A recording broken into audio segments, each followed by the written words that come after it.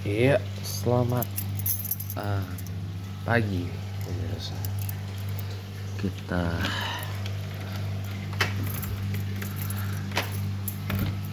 kita berjumpa lagi dalam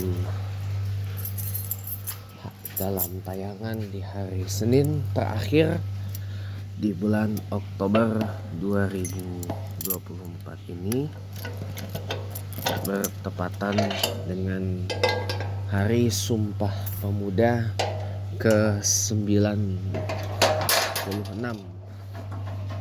tahun 2024 ini. Berjumpa lagi kita di dalam konten yang keren, cadas men. Iya, Senin terakhir bulan Oktober 2024. Hari ini Senin 28 Oktober 2024. Selamat memperingati Hari Sumpah Pemuda ke-96.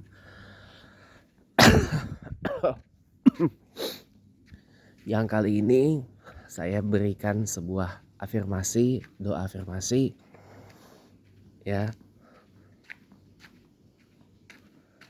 Yang muda yang menyala. Iya. Pemuda merah putih yang menyala. Iya. Pemuda menyala, Indonesia maju. Iya. Ya, sebagai anak muda, saya masih bagian dari anak muda loh ya. Sebagai anak muda kita harus makin menyala. Sebab kalau pemudanya menyala, Indonesia OTW menjadi negara maju. Iya. Jadi pemuda menyala, Indonesia maju. Iya. Pemuda menyala, merah putih menyala, Indonesia maju. Iya. Merah putih menyala karena merah putih adalah Indonesia. Iya. Nah, teman-teman semuanya, tapi bukan itu yang mau kita bahas. Bukan soal ada kaitannya dengan itu, tapi nanti kita relate kan. Ya. Nanti kita relate kan. Yang mau kita bahas pada kesempatan pagi hari yang indah dan bersahabat ini adalah, tahukah Anda ya bahwa Renaissance atau cahaya keterangan yang menyinari Eropa dari Dark Age ya, dari Dark Ages ya, dari masa-masa kelamnya itu ya, masa-masa kelam sebagai wilayah yang katanya disebut mabuk agama itu ya,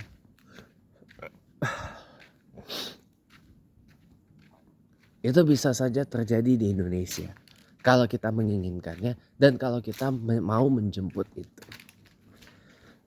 Kalau kita mau menjemput cahaya yang menyinari Indonesia di masa seperti Renaissance di zaman Eropa itu bisa saja kita bikin terjadi, teman-teman. Ya, bisa aja kita buat terjadi. Bisa aja. Yang penting satu, kitanya mau untuk membuat hal tersebut terjadi. Nah, Eropa yang dulu pada masa Dark Ages ya, katanya kan disebut sebagai Eropa yang dalam tanda kutip mabuk agama, ya kan? Lalu Eropa setelah Renaissance itu disebut sebagai Eropa yang lebih maju dan Eropa yang lebih katanya gak mabuk agama kan, dalam tanda kutip. Iya. Tapi itu bisa gak sih di anukan di Indonesia? Gini, yang menjadi judul dari pembahasannya adalah nasihat yang sering sekali kita dengar. Dan nasihat yang sering kali kita dengar ini, mohon maaf, yang ngomong ini pun juga jarang ngikutin. Jarang ada yang mau ngikutin.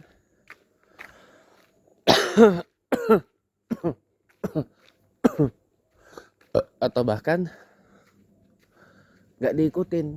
Mohon maaf lahir batin, saya yang ngomong ini juga kayak gitu. Apa nasihatnya? Ambil yang baik, buang yang buruk. Ya kan? Makanya kan kemudian apa yang disebut amati, tiru, dan modifikasi. Ambil yang baik, buang yang buruk. Gitu. Nah yang baik dari Eropa setelah Renaissance itu apa? Perkembangannya jadi signifikan. Eropa menjadi powerhouse di hampir segala bidang. Ya teknologi, ya peradabannya, ilmu pengetahuannya, pemikirannya, dan seterusnya. Ya, udah kita nggak usah memandang negatif gitu. Oke, kita lanjut.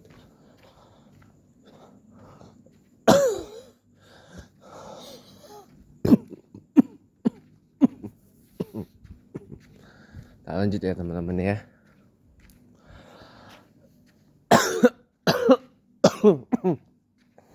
Nasihat ini tuh baik loh teman-teman.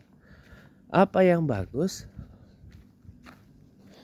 kita ambil, kita tiru, gitu loh. Apa yang bagus dari Eropa di era Renaissance itu apa? Setelah Renaissance itu apa? Itu yang kita ambil, itu yang kita tiru.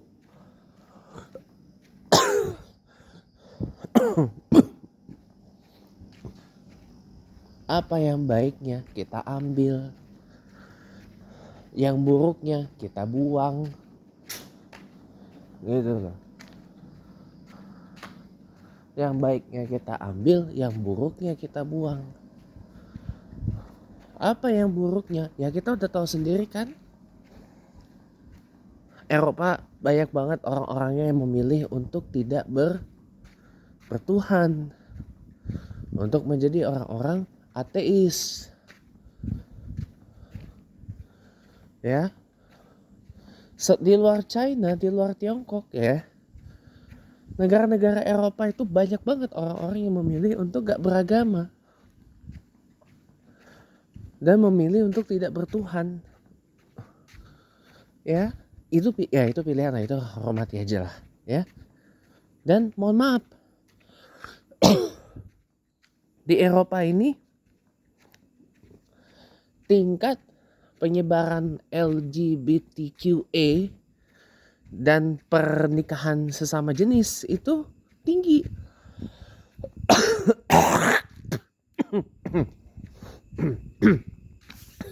Karena LGBTQA dan pernikahan sama jenis di Eropa itu adalah dianggap sebagai hal yang biasa di sana. Nah, jadi yang itu yang nggak usah kita ambil. Apa yang bagus dari Eropanya kita ambil. Yang nggak bagusnya kita buang jauh-jauh. Ya nggak? Iya. Yang nggak bagusnya kita buang jauh-jauh. Iya dong, harus.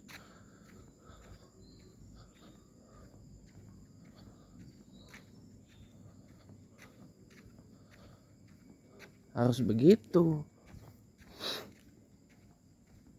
Apa yang bagusnya? Nah kita lihat sekarang Eropa jadi powerhouse di bidang apa? Ilmu pengetahuannya kita ambil.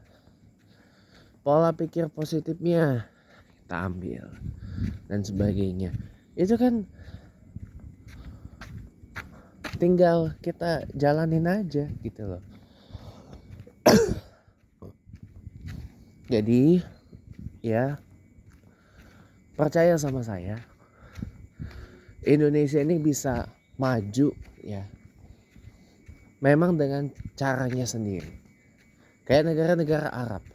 Kenapa negara-negara Arab itu bisa kaya? Karena mereka tahu cara mereka maju dengan memanfaatkan kekayaan yang ada.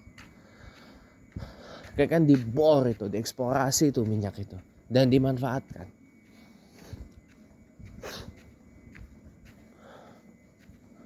Indonesia juga bisa seperti itu. kalau mau melakukannya. Jadi makanya tidak semua yang buruk, tidak semua yang ini tuh kita harus ambil kesimpulan dengan ini nggak bagus pak, ini nggak cocok pak untuk Indonesia. Ada yang memang nggak cocok, ada. Tapi ada juga yang cocok. Lah kalau yang nggak cocok itu ya kita sesuaikan atau bahkan kita nggak usah ambil, simple. Hidup itu nggak usah dibawa ribet teman-teman ya. Gitu. Jadi makanya sekali lagi ambil yang baik, buang yang buruk. Itu yang namanya amati, tiru, modifikasi. Ya, Indonesia bisa kok jadi negara maju. Sangat bisa, teman-teman. Sangat-sangat bisa, teman-teman. Yang penting apa? Tahu caranya bagaimana jadi negara maju. Ya, nggak apa-apa ngambil dari banyak negara, ngambil dari banyak ya. Yang paling penting adalah